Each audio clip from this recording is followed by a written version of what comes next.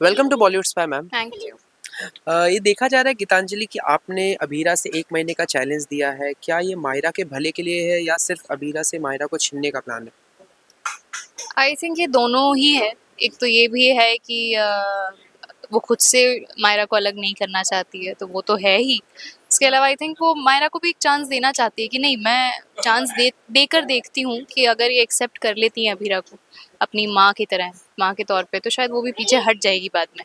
So I think ये chance सभी के लिए है और सभी के लिए मौका दिया गया है, लिया गया है मौका। So let's see what happens. आपने अबीरा को माँ के रूप में कभी स्वीकार नहीं किया, लेकिन क्या मायरा के इमोशन के साथ खिलवाड़ करना सही है? Not at all actually. खिलवाड़ करना तो किसी के भी इमोशंस के साथ सही नहीं है। एंड स्टोरी में और कैरेक्टर में अभी जो चल रहा है उसके हिसाब से सभी अपनी अपनी जगह पे सही हैं, बिकॉज सभी के साथ कुछ ना कुछ गलत हो रहा है।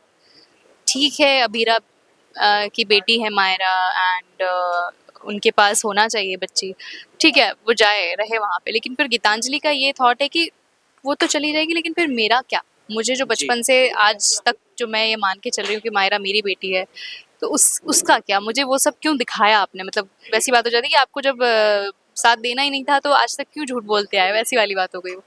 सो आई वुड नेवर से कि किसी के भी इमोशंस के साथ खेलना चाहिए, या वो डेफिनेटली खिलवाड़ ही होता है अगर आप किसी के भी इमोशंस के साथ प्ले करते हैं। बट देन शो है जैसी स्टोरी है, we have to perform accordingly. क्या आपको लगता है कि एक माँ का होना मतलब सिर्फ पालना नहीं होता, या फिर जन्म देने वाली माँ का भी दर्द मायने रखता है? डेफिनेटली दोनों का ही रखता है, बट वही बात है फिर से कि दोनों ही सही हैं। गलत आप किसी एक को नहीं कह सकते। ये ठीक है अलग, वो इवेंचुअली इस चीज़ पे भी ध्यान देना चाहिए कि जो बच्चा है वो किसकी तरफ ज़्यादा जाना चाहता है, बिकॉज आपको उसकी खुशी का सबसे ज़्यादा ध्यान रखना चाहिए। क्योंकि अगर एक माँ ने जन्म दिया है, जैसे कि अबीरा हैं, तो डेफिनेटली वो अपनी बच्ची से प्यार तो करती हैं, उसे मिस तो करती आ रही थी, तो वो क्यों नहीं चाहेंगी कि उनकी बच्ची उन्हें वापस मिल जाए। तो अगर उनके साथ वो 7 साल से नहीं थी तो वो तो गलत था ही, लेकिन अगर अभी मिलने के बाद भी वो उनके साथ नहीं रह पा रही है तो वो फिर वापस इट्स लाइक अ डबल गलत थिंग। जी। तो उनके साथ तो डेफिनेटली गलत हो ही रहा है, लेकिन फिर बाकी गीतांजलि के साथ भी फिर कहीं ना कहीं गलती तो हो ही रही है।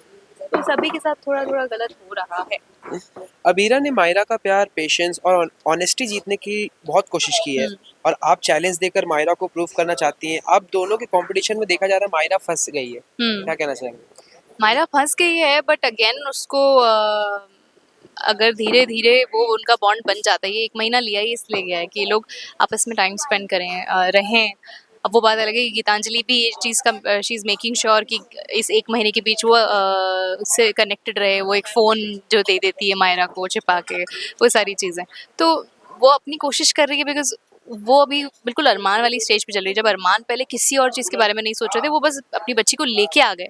अभी वैसे ही गीतांजलि के साथ चल रहा है कि she is not thinking about anything else, बस इस चीज़ पे ध्यान दे रही है कि